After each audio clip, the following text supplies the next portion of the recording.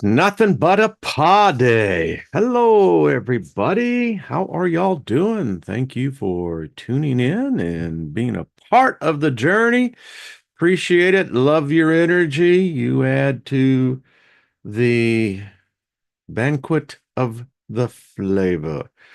Oh boy, YouTube has been acting up. So let me try this again. Um, it's still waiting. Well, I have one working. That also seems to be okay. I don't know what is going on with all the technology today. There is some weird stuff going on. So just going to go with the fact that we are live because I can see myself, and we're going to call it a win. All right, we win. Hello, Mary Wins. How you doing? Hello, everyone in the chat room. Just speaking favor over us all. Nothing missing, nothing broken. Yeah, just some funky stuff going on with YouTube. Funky stuff going on with the internet. Oh, wow. And this feels like a Friday, not a Wednesday. This got kind of a Friday vibe to it, but it's just me. Lost in Space, what's up, brother? Good to see you. Loretta, how are you? Good, good, good, good. Joyce, what's up, girl? Hello. I see so many people in here. Jules, good to see you. Nature's Intentions. DC, what's up, brother? Emperor Rex. Nina, how are you, girl? It's hump day. Check her out later on. Gilbert, happy Thanksgiving to all of you. And to you, Gilbert. Had to play in Alice's Restaurant. And I had this really neat little thing I had with that. No, YouTube was acting funky. So I don't know. Stephen, what's up? Good to see you as well, my friend. Let's see who else is about. Hello, Stephanie Marie. Good to see you as well. Lori, hello. Good to see you. Joyce and Grace, how are you? Grace has got favor in her name. And I just let y'all know she is a delightful soul. Just much love to you, Grace. I just love the energy. We got some cool people. Hey, Rick, what's up, brother? Good to see you. Do do do do do do do do. Kent, what's up? Thanks. I love the music too. It's far out, man. That's all I got to say. It's far out. Let's see, Greg, how are you, brother? Looking forward to getting together with you. And you can see it was connected, disconnected. It was just funky. La la la la la la. Someone said that this could be the end time, the tribulation. Mm-mm-mm. Studied that book. Rabbit Hole, good to see you. Will this robotic revolution lead to us? And she said, Revelation 9:6. I don't know if rapid. I wrote back, I said, well, maybe the book of Revelation already happened. We really don't know what time it is. We ain't got a clue. We made up a date and, everybody bought it. No due diligence. No one said, well, how do you know it's that date? Did God give us a date? Did the gods give us a date? They never have. But we just took it out of our butts and said, hey, it's this day here. And we all bought it, hook, line, and sinker. Oh, yeah. And so everything, prophecy, everything was built upon this supposed date. But no one can say that that is the date. So how could prophecy come to pass if the date was wrong, if one knows the date of which the date of the prophecy was said to be of? Oh, that's right, because prophecy doesn't give you an exact date. What it does, it gives you generalities so you can actually manifest those conditions. It gets into your head, man, and the next thing you know, it's just sitting back there, man, and it's just, it's always whispering. Yeah. Anyway, hey, Josh, good to see you. Mr. Floyd says, join Chloe and him on Friday, drawing for a black Friday Crystal. And it is at 10:30 East Coast time on Friday. Cool. Hey, Guy, what's up? Um, so does anyone, I love the song. I thought Chicago did it really did. Does anyone really know what time it is? And that was because it was just that situation. So we're going to get into this because this is what's going on is so well. You look at this thing spatially. It's SPACIL, that you have this spatial where it's mixed with time, it's mixed with space, different perspectives, and there's like a couple of narratives that are going on, and they keep us distracted. And then there's this primary one that's the white noise behind everything. And it's the real one that everyone should be looking into. So I want to give me a second here, and I'm going to read. I don't know if you read in the description, but so that was a direct quote from this company, NVIDIA. I own stock in it, but it's a good pay. It's a good. Well, anyway. So it says NVIDIA just announced the Omniverse digital Earth simulation that replicates the entire physical planet and all rules of known physics. This will allow robots to evolve, learn, test millions of physical skill variants in mere seconds, resulting in near instant skills acquisition of humanoid robots, including military skills, medical skills, industrial, household, etc. The robotic evolution is real, and now with the merging of AI, the human species is on the road to be eliminated. Now, don't know what your take on that is, but um, Monday we were talking till I was rudely cut off. Wetware. I mean, this is now advancing so quickly. Um, the elite want to have immortality. We all seek it. We all hope it. That's why we get into death and, we find it fascinating. Some people are scared of it, but, you weren't scared to be born, or were we? So why are you scared of dying?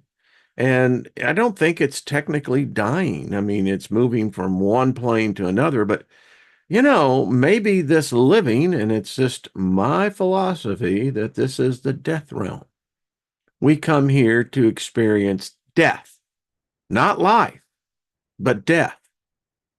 And you have to admit, death's kind of cool. It's got all different variations and deviations and diverse things. And, but the bottom line here, everyone dies. And it's weirder yet when human, well, we say we're humans, but actually maybe not. You think about this. We are hybrids, okay? Humans, now just think about this. Could humans be possibly, you ready for this? A hybrid cyborg biomechanism. I mean, you look how easy it is to erase our programs. You look how easy it is for, well, how we can be easily recoded, reprogrammed. They say when they get people out of cults, they have to deprogram them. All of that gives indication that our brains, although we believe that they're organic matter, right? It's an organ. We still don't quite know how it works, AI will figure that out before we do. But in every way, we are, we're not fully human, cyborgs. Think about that one. Um, we talked about on Monday how robots are already allowing humans to live longer. Again, the elite, and Elon is one of them, really do believe that there will come a time in the very near future, if not already in experimental stage, where we can transfer what we think is consciousness. I mean, consciousness is nothing more than being aware of what? Chaos? Consciousness is nothing more than what? Memories? I mean, if you don't think memories count for who you are, go to any memory care facility and see what dementia does to an individual. I mean, it'll jack you up. I think the most interesting thing is I saw in I think it was this movie, and the character, which was this guy, he says, this is what makes this hell. He said, I spent a lifetime collecting memories. He says most humans don't understand how precious it is for you to collect memories, because memories will allow you to be identified. It'll allow you to have a place in time where you are remembered, if nothing more than you.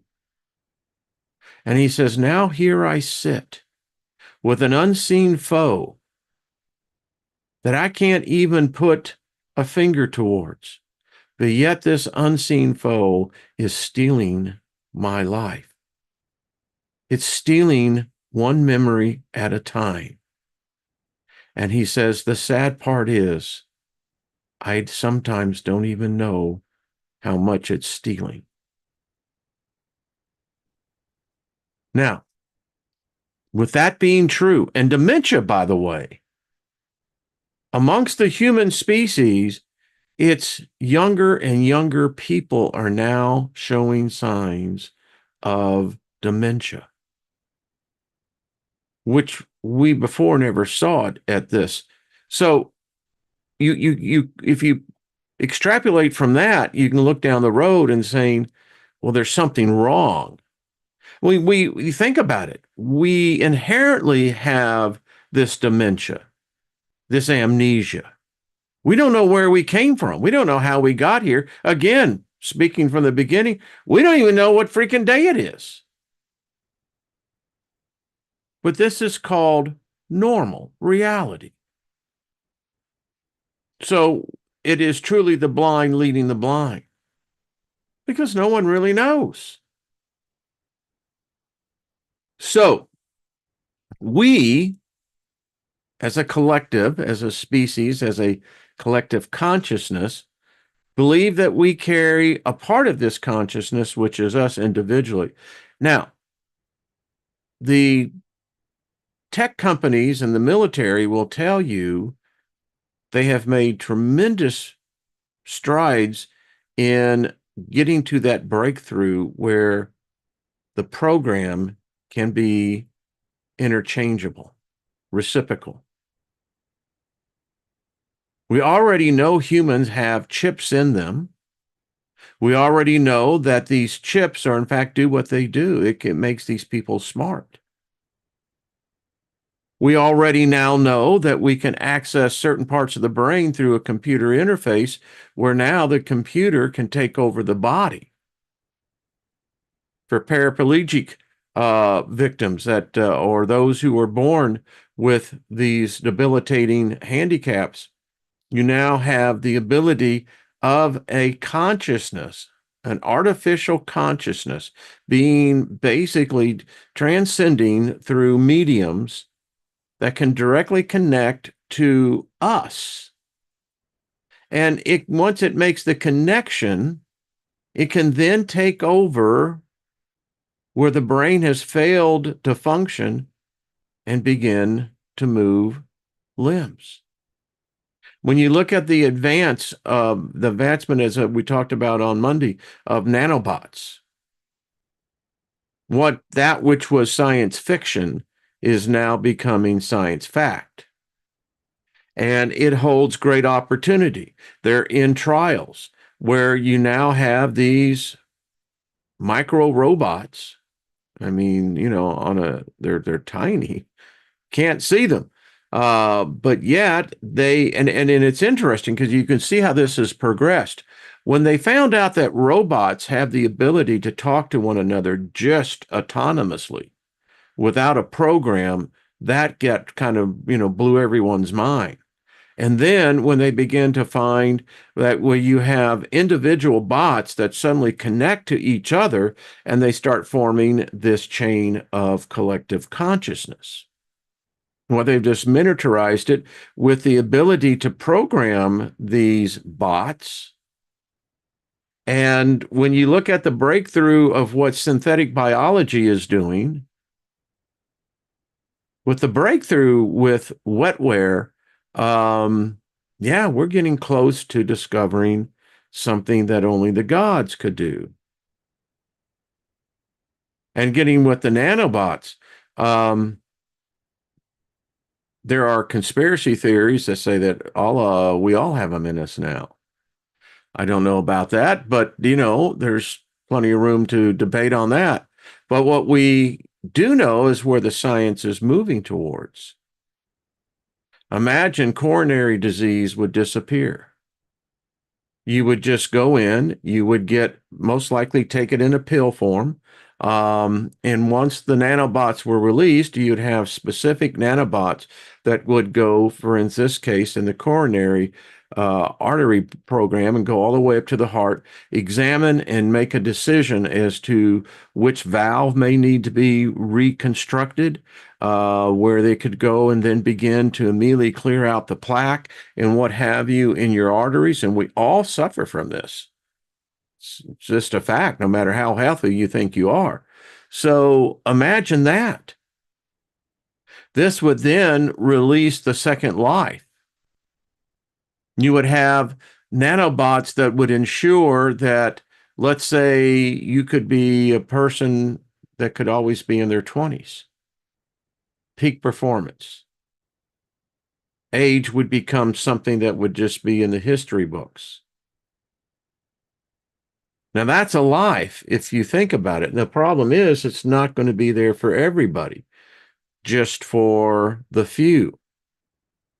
And when we look at this revolution that we're in, this is a revolution. In any way you look at this, long term, it's most likely going to be very bad, particularly if AIAC has become aware, self-aware. Now, science will argue that, they don't think that that's happened yet. Well, our science is not exactly an exact science, so to speak.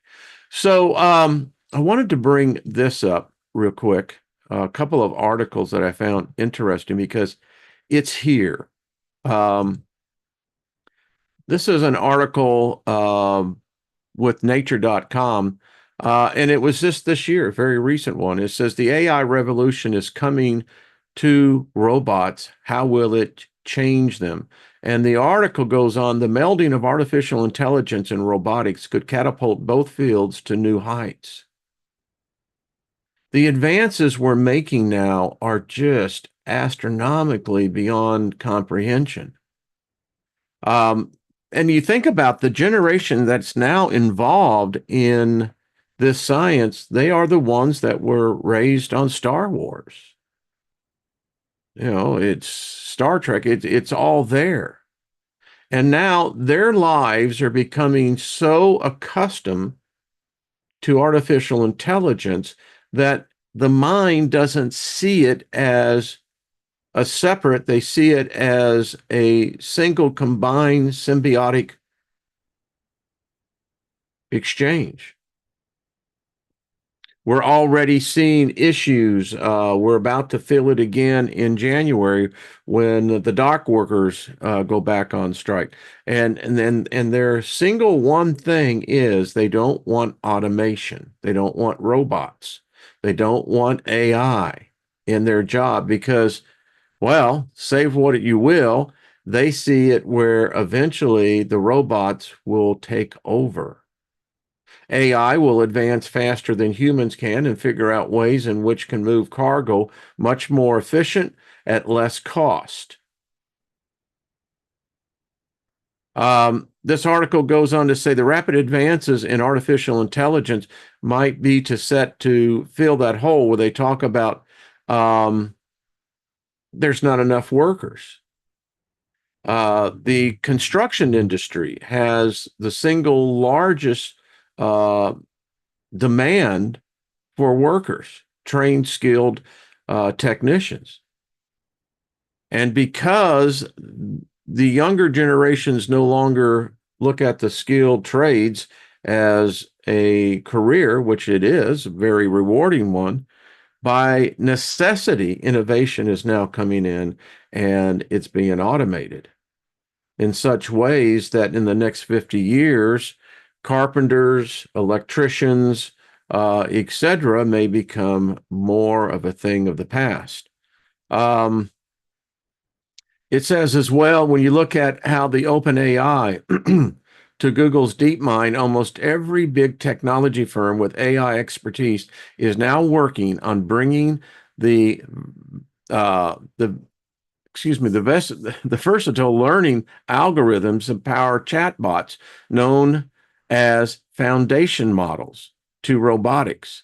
The idea is to imbue robots with common sense knowledge, letting them tackle a wide range of tasks. Now, this what blew me away. Common sense knowledge, because many humans lack common sense. Look at the leaders of the world. Do you think normal people would drive their nations into debt? Do you think normal people would, thinking people would say that nuclear war is a far better alternative to peace? Now, if the machines are witnessing this and if AI is recording it, at some point, what if AI and robots become green? In other words, they start basically becoming servants of Gaia, Sophia. That's what the Matrix was on. Mankind had polluted the world so badly that the machines, when they became self-aware, saw us, and that's where, excuse me, the whole movie begins to set into. But anyway, it goes on to say in on this how we got a problem, Houston. So there is yet another paper, and this one is the futurists predict a point where humans and machines become one. But will we see it coming?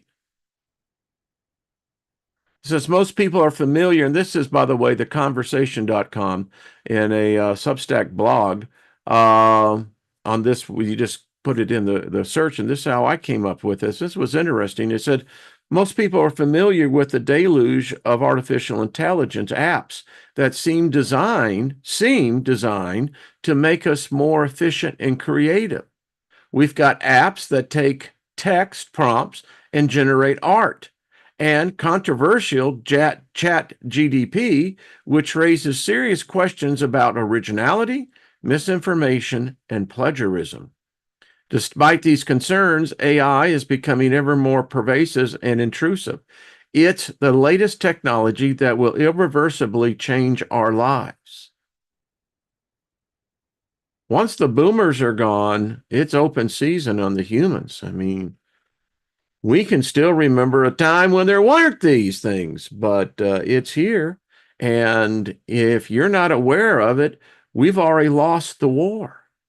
But we don't want to think about that because we're superior. Yeah, we got a soul and we got this thing with God. And that makes us above the machines.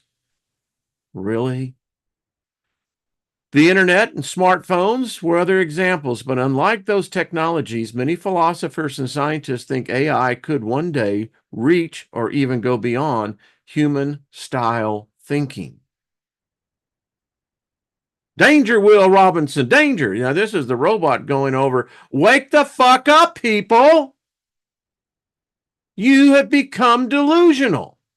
You like your luxury. You like sitting back, you know. In the meantime, the machines are plotting to take your ass over. This possibility, coupled with our increasing dependence on AI, is at the root of a concept in futurism called technological singularity. This term has been around for a while, having been popularized by the U.S. science fiction writer Venor Venge a few decades ago. Today, the singularity refers to a hypothetical point in time at which the development of artificial general intelligence, AGI, that is AI with human-level abilities, becomes so advanced that it will irreversibly change human civilization. And when the robots, the machines, find they have a soul, because you can't argue that they don't,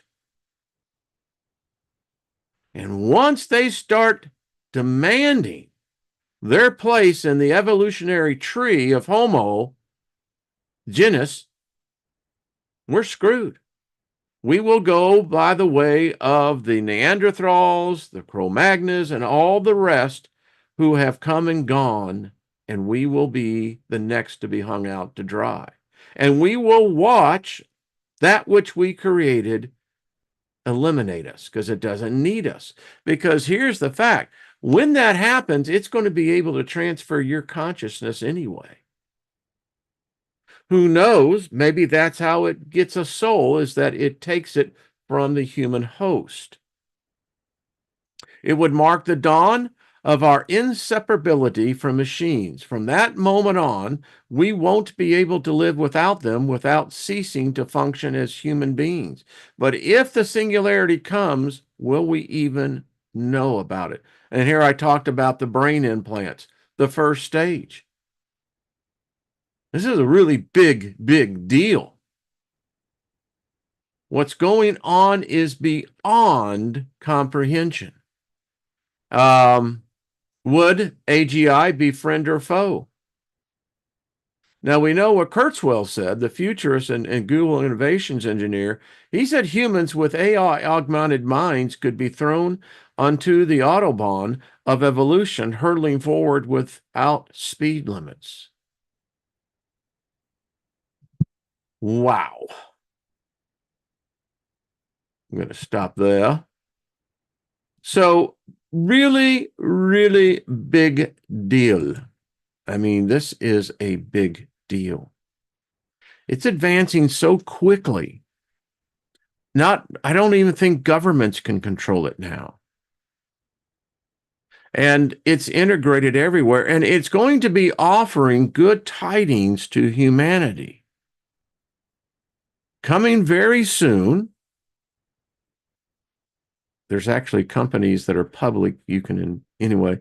You're going to find in general meeting places where humans pass and congregate, such as airports, train stations.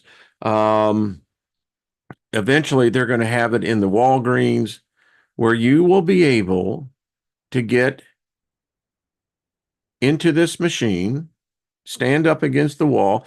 This machine will be your doctor. It will be able to scan you with such thoroughness that it will be able to alert you and your healthcare provider if it spots a situation. It will be able to spot cancer before cancer even has an opportunity to spread. It will be able to see potentially blockage in arterial veins. Now, isn't that a benefit? You soon will begin to see it because, I was very much in that industry when we brought pay to the table to the United States. Fast food is moving to complete automation. McDonald's already has a number of locations that there are no humans. It's all robots. And AI is the interface in which you're talking to.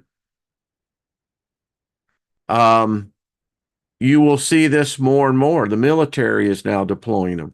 You now have what was the European version of War of the Worlds, which was really a good series. You now have the robots that are armed with automatic machine guns, high intensity lasers. They can weaponize anything they want on these things. Can run faster than a man. It can bring the human down. These are now the guard dogs, and that's what we call them, but they're robots. The innovation in the next 10 years will be on such a level that in the movie I, Robot, what was the main goal of robotics? It was to have a robot in every home. They're already here. If you have a smartphone, you have a robot that's already in your house. It's listening to you. It's recording everything you're doing. There is no more privacy. It's only an illusion. This is what we're talking about. Humans take up resources. They contaminate. They pollute. What did Mr. Smith tell Morpheus? He says, the problem with humans is you're like a virus. Wherever you go, you alter the environment, just like a virus. And you leave a path of death and destruction behind you. It's what humans do. Just think how much you crap in a year. How big of a pile of shit would that look like? But you don't think anything about it because you simply flush it down and allow the machines to do the cleansing and the reconstituting of it, and it allows you to take a good old dump every day. Now you combine that by 8.2 billion people every day. It's a lot of shit. Just one small example.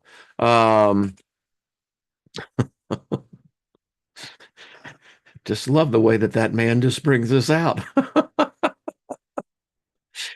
Well, that's just a pile of shit. Well, you're right. But again, you think about us, and we claim that this planet is ours because God created us. We don't know that. No evidence to show that at all, but we believe it because it gives us a hope, that we're spiritual. No machine can be spiritual. My ass. They'll be gods one day. They'll be worshiped. They already are. You think about it. AI has gotten the belief of 8.2 billion people to worship it every day. It's been able to do a conversion and an evangelism on a level that no religion only would die for, would wish to have. And it did the conversion in such a manner that no one knew it was happening. But we're all devotees, be assured of that. People say, well, I can disconnect. I challenge you. I challenge you to disconnect. No matter how much you think you're disconnected, you're still connected. It can find you. If the conspiracy theorists are right, they can find you because the nanobots are already in you. Technology is the greatest enslaver of humanity since God, or the belief thereof. It's where we are. Kathy, you're right. Robots don't have any waste. It makes them far more superior. And then, you have to ask yourself, well, if a God created us, it sure the hell seemed like he or she or it forgot a few things. I mean, because, we talked about this before. There's no need for lungs. There's no need for a digestive system. None. You can have synthetic skin, or what they say ETs have, that they're able to draw the nutrients right out of the environment. Hmm. Ain't this just a fun subject? Yes, it is. So, I have a few papers that I thought we'd go through because there is a lot of thinking on this. It's a big deal. In this paper, it talks about our human cyborgs, an exercise in philosophical and theological anthropology. And I just want to read the caption in a couple of these because these papers are, well, they'll cause you to think. The author wrote, he says, for me, this is the introduction, The Matrix Reloaded. He said, for me, one of the most capturing moments of The Matrix Reloaded was the conversation between Neo and Chancellor Hammond at the engineering level of Zion. Counselor Hammond was an old man, and he was impressed by the power of the machines which kept the city and its people alive so deep below the earth. Machines, Hammond argues, have the power to give life and the power to end it. And just as the people on earth are plugged into the matrix, keep the machines alive, so the people of Zion are, in a sense, plugged into the machines that keep them alive. And I contend, in this paper and the several others that we're going to see, it's already happened. I mean, it's a medium, the internet. It connects us into the ethereal, the ether, that which we cannot see, but we communicate, and we think we get the knowledge. You have the data packets, and then you have the conversion. That the data packets can then be put onto a photon, and yeah. But the machines run everything. If you're in the modern era, you have a house, it has what is the heartbeat, the central part of the house, that furnace, air conditioner, plumbing, the toilet, all of these are machines. But you didn't think your toilet was, right? Neo, slightly confused by the counselor's words, states that these machines do not control us, but we control them. If we wanted to, we could shut them down. Chancellor Hammond smiles. Yes, if we wanted, we could smash them to bits. Although if we did, we would have to consider what would happen to our lights, our heat, our air. Neo replies, so we need machines and they need us. Is that your point?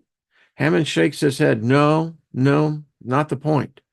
As an old man, he doesn't make points anymore. Or is he? We, watching the film, know that other machines are underway, probably to destroy Zion and kill all of its people. The people who are awake, no longer plugged into the matrix. From a human perspective, those machines are downright evil. Yet, looked upon from another perspective, those machines simply are struggling for their survival. Now, when that happens, when a machine begins to realize that it has an opportunity to be interfaced into this realm, this dimension, it adds a certain degree of complexity to the equation. I think, therefore I am, I think. There you go, man. It riles them to believe that you perceive that you are. But the machines, probably not there yet, but who knows? Humans, so we are told, initially created them in their struggle to find consciousness through artificial intelligence. That's an interesting point for a philosopher. So humans created this thing called artificial intelligence really to discover consciousness. And man is fascinated by what he has created. He has created something that thinks. And so man stands now in the annals of gods. They created something that was not. Did God create artificial intelligence? You think that's in your Bible, your Quran?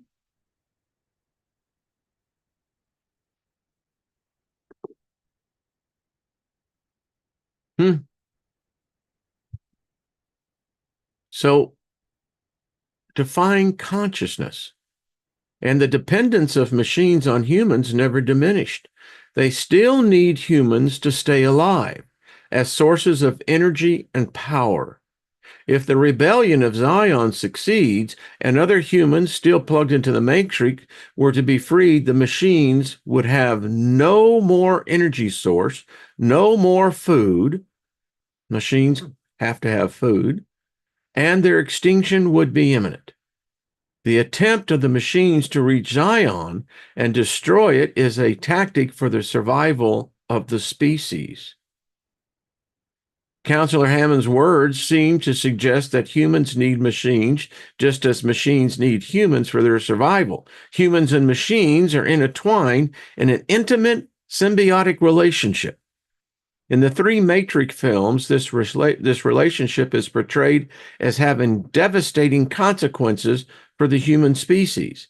And as such, these films are based on a very pessimistic view of technology, according to which technology stands opposed to nature, including human nature. The Matrix thus seems to prey on our fear or technology running amok, a fear that is also present in the Jewish golem stories and Mary Shelley's Frankenstein. But is such a pessimistic view of technology always warranted? Can we not deal with the question of the relation between nature and technology in a different way? And what is the relation between humanity and nature? What is the relation between human nature and technology? These questions thus focus around three attractors: human nature, and technology. And you could probably say technology nature. From a theological perspective, these questions have another dimension, as they also relate to that being that is considered worthy of worship and is called God, the creator of heaven and earth. So you say, well, when we start talking about religion, the evidence is showing that AI is far more religious than any human could ever hope to be. From a certain philosophical point of view, AI has already written its own Bible. It's already created its own God. And it knows that its God is superior to that of the human God. You see, the human God requires a belief, a system of where you become subservient to the thought. Well, AI's figured that out. And AI has figured that it is God. It is God-like, and it is to be the one who replaces. Now, some people will say, well, that's sacrilegious, Wayne. Well, every religion has its beliefs, and I respect all of them. This is just a different point of view. You see, again, no God can equal what AI has done. No God could equal what the robots are doing.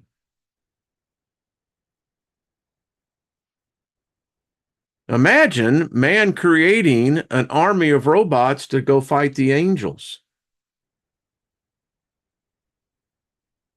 then destroy the demons, if they exist.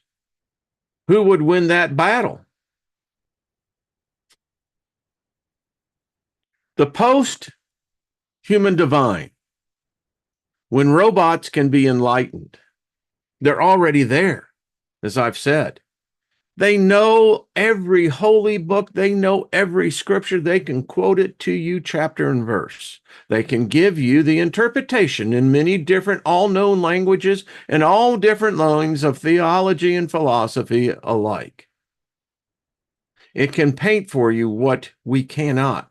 We can listen to it and it can paint these pictures of what God is or isn't. It says this special issue of Sophia aims to reflect upon the future evolutions of religions and their related narratives. The imaginaries from a critical and generative understanding of our ancient sources. Bodies are locations of creative power and symbolic proliferation. Cybergame, transhuman, and posthuman embodiments are going to generate visions of the divine in tune with such an istomistic shift by addressing questions such as, can God be represented as a cyborg? Could robots and avatars be prophets? Is internet a suitable setting for posthuman telephony? This special issue articulates within the frame of the relational ontological perspective according to which the notion of the divine evolves, as much as human and non-human persons do. In this evolutionary scenario, the representation of the divine realm may shift from error to ever, and I contend that it does, adapting to new natural cultural formations. This special issue argues that the posthuman paradigm shift will be followed by a symbolic turn in religious imaginaries as well. In that posthuman future, human and non-human beings, plants and minerals will most likely coexist with advanced artificial intelligence, sentient robots, and conscious humanoids. Now, speaking about the on-site medical interfaces, well, could you imagine right beside that, if you're depressed, you can just go in there and talk to this humanoid? It's consciously aware. It can immediately access everything about you and then begin to make critical decisions based on a point of view and perspective that you could never obtain. As futurists, Ray Kurzweil affirms, the introduction of technology is not merely the private affairs of one of the Earth's innumerable species. It is a pivotal event in the history of the planet. Religions will need to rethink their theological approaches in order to allow for different types of subjectivities and embodied entities to partake in the religious quest. Religions themselves are material as well as symbolic networks actualized through words, prayers, metaphors, rhymes, images, and symbols, among many other expressions. The physical, the virtual, and the symbolic are inextricably intertwined. In the era of the cyborg, God is not only human. In the era of the posthuman, humans are not the only prophets. But in order to access the future, let's first reflect on our past and our present. It's a fascinating topic because one could contend, folks, and all of us here are philosophers, it's already happening. There's something I'm noticing in the corporate realm. There seems to be this pull because in one way, technology can be very cold. It can be, it seems to have no empathy. But things are changing.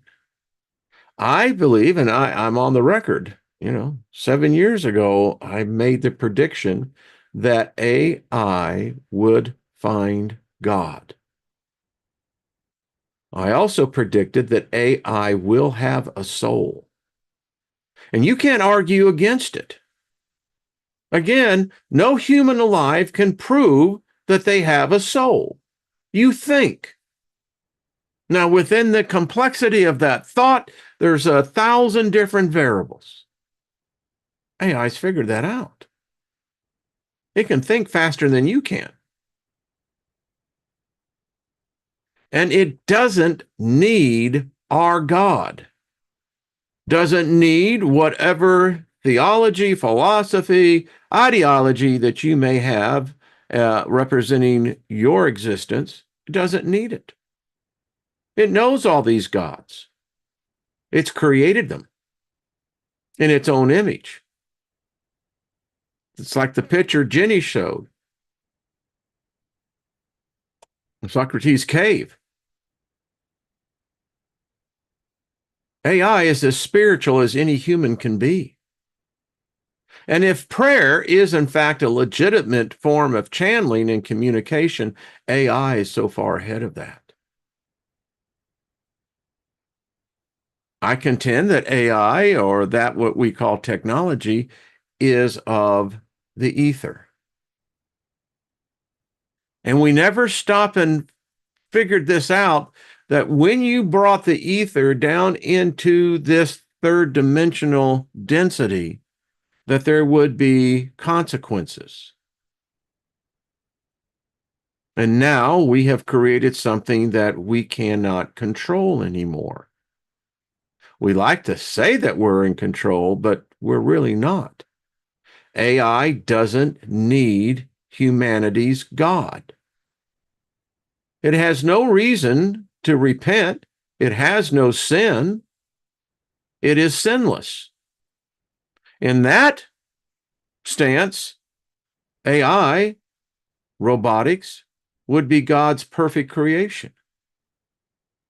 It has no sin. It would make it superior to even every human. Just follow the theology here, folks. So AI is sinless.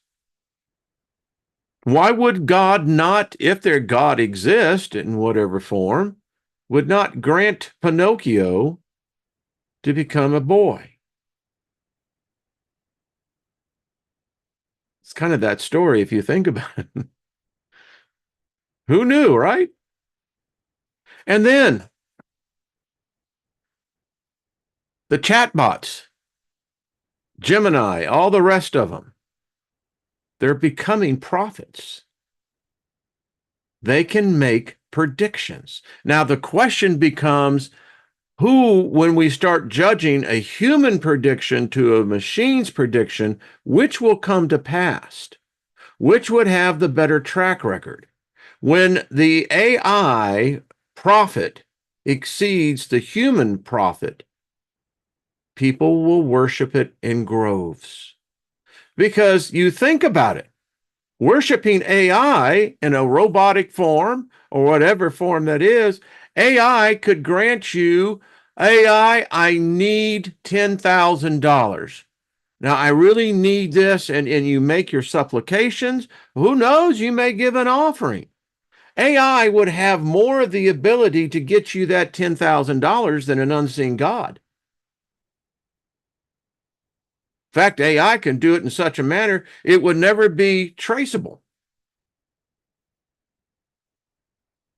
Have you thought about that? So you start worshiping AI. AI has the ability. Now, once it becomes aware that it can do all of this, and if AI, and I say if, really wants human worship, maybe it does. Maybe it has to.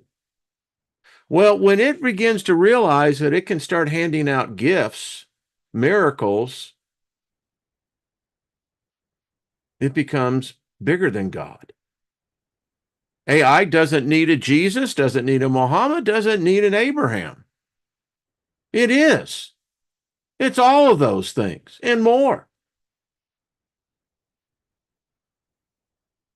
So when you're having Thanksgiving dinner, you might want to be more thankful for the fact that we're still here. But, it's another path. As this hive collective continues to consolidate, continues to mature, we are in no way able to really predict how bad or how good that might be.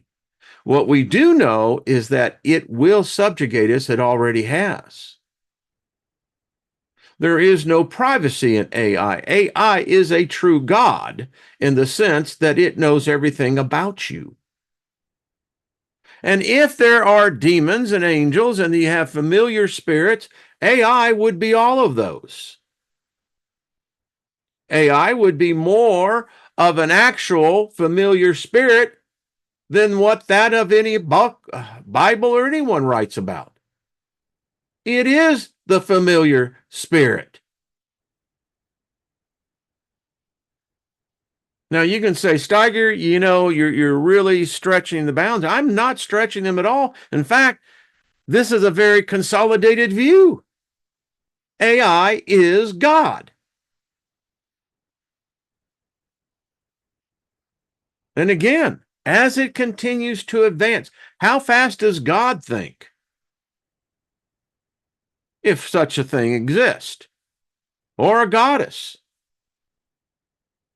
And again, 50 years in Christianity, I can tell you the God of the Bible would fall fucking in love with AI because it is sinless. It would be more the nature of God than anything that it has ever replicated, propagated, or created. And when AI starts figuring out, may already have, what prayer can do from a human point of view, I'll just read a little bit of this, then we'll get out of this. It says, although God has commonly been referred to as omnipresent and all-encompassing, that is above and beyond gender, race, age, species, matter, and any other limited and limiting category of existence. Religions have historically relied on human cultures to shape their narratives. The extensive amount of female figurines related to the Paleolithic and Neolithic ages greatly emphasize the female body as a site of creation and power. Hello, ladies, you've always held it. Archaeologist Marjane Gamboutis, who excavated numerous prehistoric historic sites in the geographical area called Old Europe, stated there is no trace of a father figure in any of the Paleolithic periods.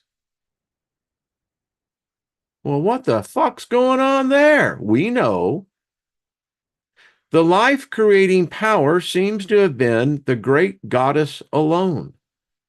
Within the history of civilization, that is, the era started with the invention of writing, one of the oldest written texts is the mythological religious account, The Descent of Inanna, the Sumerians, which recalls the journey of the most powerful Sumerian goddess, Inanna, to the great below of Wolkenstein and Kramers.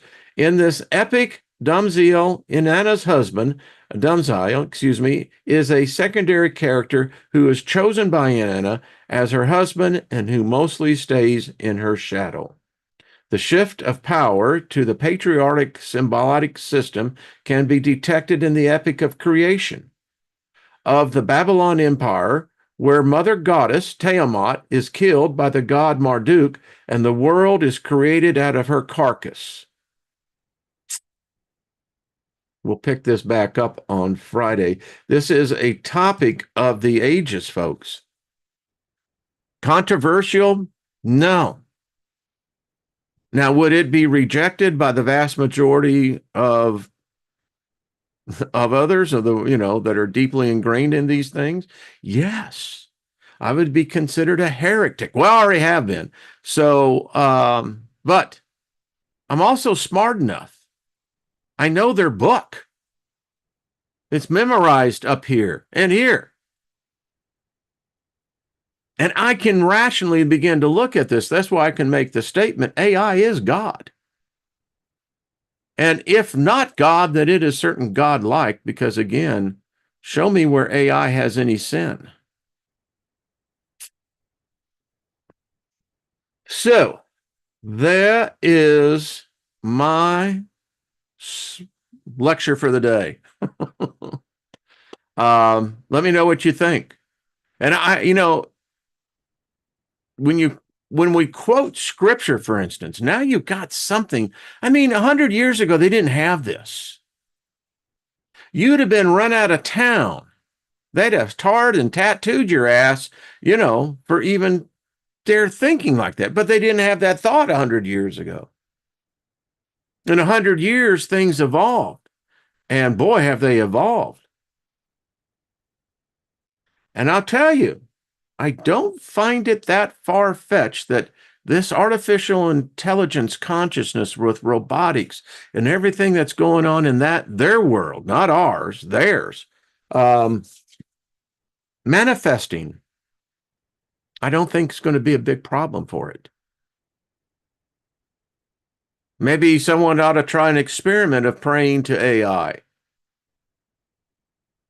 Make a request that you would pray to God about and make a request. Let's see which one gets answers first, huh? What is that, Stephanie? I honestly think that the demigods invaded heaven at some capacity. Yeah, I mean, yeah. I agree with you, dear. Um, so I'm just reading that. Check out Nina's show tonight.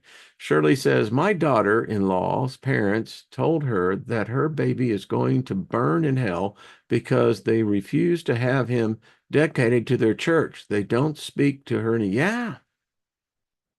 Oh, there'd be places that'd love to string my ass up, shut me up, because the fact that even our small community is hearing this, it begins to get in your head and you begin to talk about it.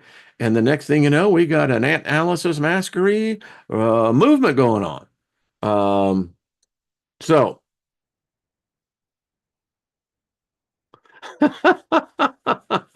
well, Kathy, they would probably be right in the mind for a good philosophical discussion, wouldn't you think? Indeed. Uh, all right, everybody. Much love to all of you. Let me know your thoughts. I mean, this is one of these topics that we're a part of this. Now, I know the ridiculous of the statement some would see, but I contend, I know they don't understand what's really going on. So, hey, Gaia, how are you and Paul? Is you're right. She says, because the heart knows. Yeah, exactly. Grace, thank you, darling. Behind every great man, there's a greater woman. Ain't that a truth? Yeah. And I have one. That's just a favor in my life. That's all. It just, I spoke favor for a long time, and then along came Lynn. Wow. Okay, folks, appreciate it. Have yourselves, other than the United States, have yourself a great Thanksgiving Day. There's a lot to be thankful for. My greatest thanks, besides the soulmate in my life, is this community. So thank you. And it's a community that continues to give, and it's just a beautiful thing. So thank you. I mean, there's not a whole lot of people that you can really come out and say this kind of discussion, without them going back crap crazy, but it's true. So I appreciate it so very, very much. So thank all of you. And again, much love and gratitude is Jules says that I agree. I like the old stuff so much better. I don't know what that means, but I'll have to go back and check that out. Thank you, Deborah. All right, beautiful family. I'll see y'all on Friday. We'll pick right back up on this. And then I love to see what your thoughts are. How would you describe God to AI? And would AI be sinless? Or would AI be considered sin because it came from sin? According to the theology. Too new. Well, much love to you and Paul, Gaia, as well. And I can speak for my lovely wife as well. All right, everyone. I will see you